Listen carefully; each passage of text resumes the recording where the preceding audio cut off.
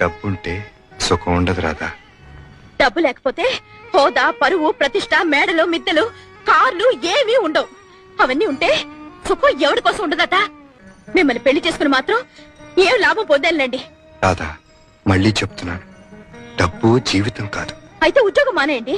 జీతం లేకుండా ఎలా బ్రతుకుతాం? డబ్బు జీవితం కాదన్నారుగా మరి. బ్రతకటానికి కావలసినంత కావాలి. ఆ బ్రతికే ఇంకాస్త సుఖంగా గడపడానికి ఎక్కువ డబ్బు కావాలి అంటున్నాను. అయితే డబ్బులోనే సుఖం ఉందంటావు. అంతేగా మరి. నేను ఒప్పుకోపోతే అన్నం తిను. పచ్చి మంచి నీళ్లు కూడా ముట్టుకోను. ఓకే, నువ్వు డబ్బుతోనే సుఖపడతాను అంటున్నావు కనుక, నేను డబ్బు సంపాదించలేను కనుక ఒప్పుకుంటున్నాను. సంతోషమేనా? రా, కలిసి భోంచేద్దాం.